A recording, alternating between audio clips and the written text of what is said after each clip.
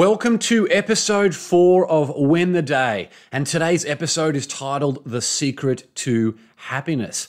Sounds pretty good, doesn't it? But I promise you we will get into some good stuff in this episode. And before we get started, I just wanted to remind you that if you are listening to this podcast, you can also access the video version on YouTube. And if you're currently watching the YouTube version, there is also a podcast version available. It's on Apple Podcasts, Google, Spotify, and anywhere else that you can find a podcast. Just type in Win the Day with James Whittaker, hit subscribe, and you can get access to episodes as soon as they are released. And I also wanted to quickly remind you that the Think and Grow Rich, the Legacy Speaker Tour starts next month on the 3rd and the 4th of May at the Anaheim Convention Center in Los Angeles, California. So that will be the kickoff event. I will be speaking there alongside John Shin, Tim Storey, David Meltzer, Sharon Lecter, Brandon Adams, Kevin Harrington. We've got a really amazing list of speakers. So to learn more about the event, just go to tgrworldtour.com and use promo code WINTHEDAY, and that will give you $200 off any ticket that you choose. tgrworldtour.com with promo code WINTHEDAY. All right, let's get into today's episode. And the quote for today's episode comes from Jim Rohn, and I hope many of you out there know who Jim Rohn is. And the quote says, "Be happy with what you have while you pursue all that you want." Be happy with what you have while you pursue all that you want. And if you've never heard of Jim Rohn, he is an extremely well-regarded success coach. Sadly, he passed away in 2009, but without his lessons, I certainly wouldn't be where I am today. He really carried the torch for Napoleon Hill's teachings and shared so many of his lessons, and was really the mentor of a lot of the personal development icons that you see in the world today. And if you've read Think and Grow Rich, The Legacy, you might recall how people like Sharon Lecter and Don Green mentioned that they sought mentors from the written word. And so many people who I talk to these days, it's mainly for young people or those starting out who feel dejected that they don't have any quote unquote important people in their social circle that they can be mentored by. Well, you have access to the most brilliant minds in history through the power of the written word. It's worked for Don Green, Sharon Lecter, myself, and so many other people. So don't let it get you down. Go and access people like Jim Rohn and anyone else that you want to find out more about, because you can learn so much about their lessons. So that's the good news. And through the constant repetition, which is what I did with people like Jim Rohn, you can really transform your brain. And when you start to see it and do that weeks on end, you will really notice the transformation in your own life. It really is an amazing process to see. To have more, you simply have to become more. And then he said, don't wish it was easier, wish you were better. Don't wish for less problems, wish for more skills.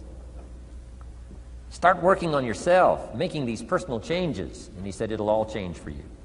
And I'm truly fascinated by this subject of human motivation, and it's something that I have dedicated my life to understanding more about.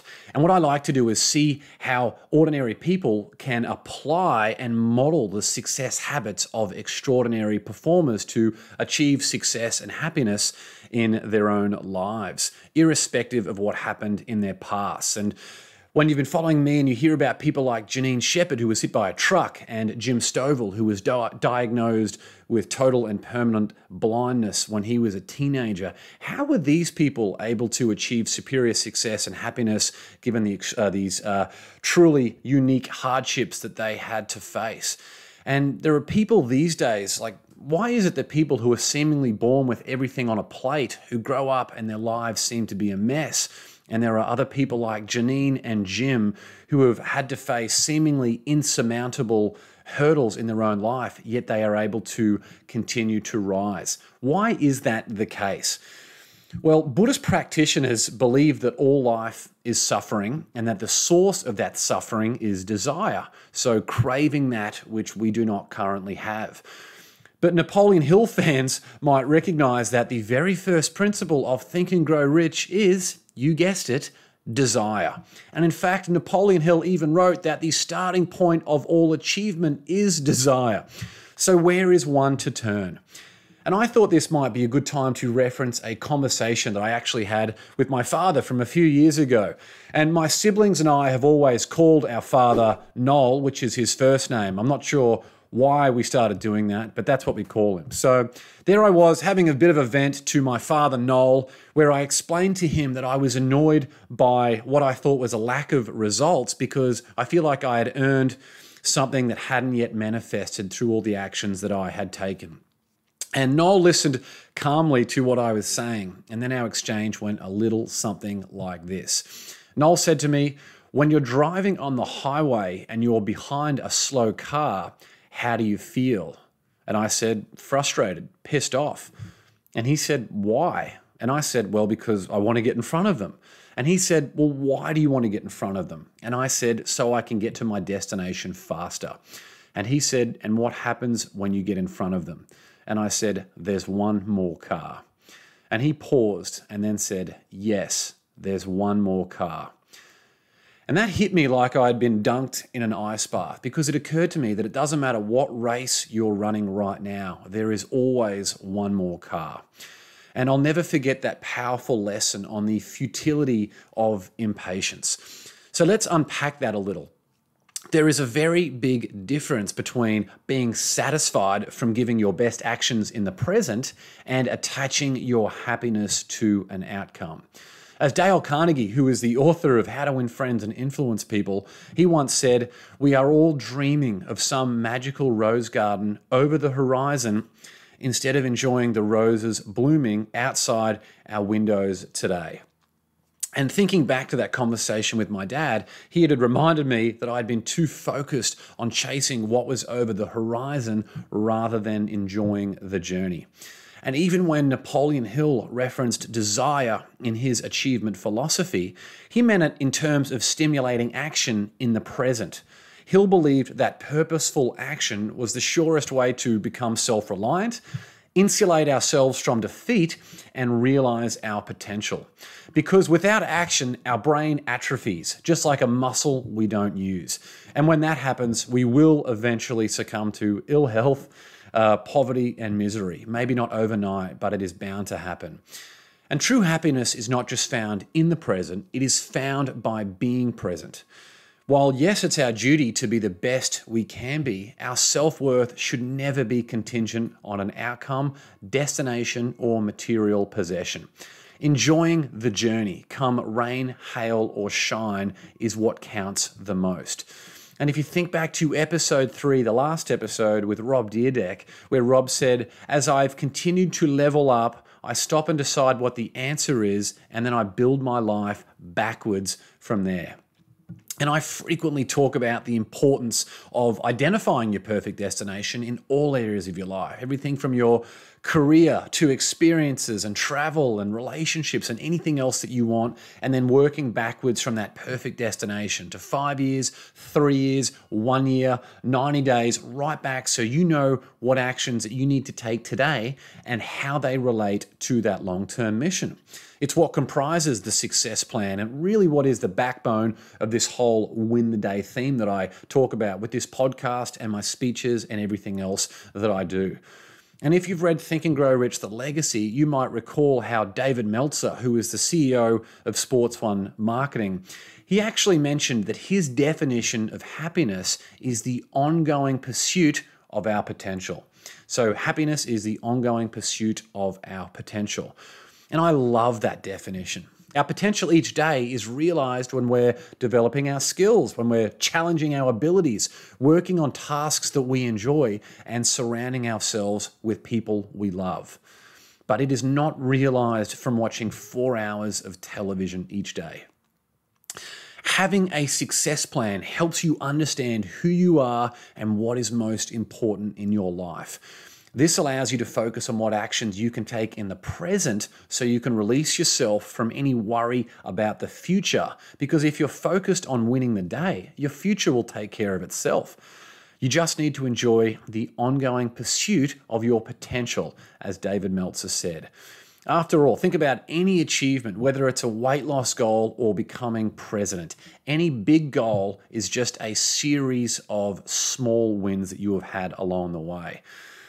It's important to ensure that your unique definition of success is comprehensive. We all have a fixed number of hours each day, so you need to carefully prioritize the most important areas in your life, which is where literally scheduling it into your calendar, time for your work, play, health, family, whatever it might be, can be so valuable. It's up to you to come up with your unique definition of success, but please make sure it is something holistic. The answer that Rob Dyrdek mentioned before and the potential that David Meltzer mentioned, they relate to all areas of their lives, which is why they both enjoy a strong balance of success, both personally and professionally. And in this process, it's helpful to separate the difference between what we need and what we want. Because think about it, deconstructed, there really aren't that many things that we actually need to lead a happy life. Maybe food, water, shelter, sunshine, connection, medical care. You could probably name one or two others, but that's pretty much it. However, if we focused on creating a list of what we wanted and we exclusively attached our happiness as a byproduct of having attained that, the list would stretch on forever. If the thousands of daily advertising messages that we receive and are bombarded by are anything to believe.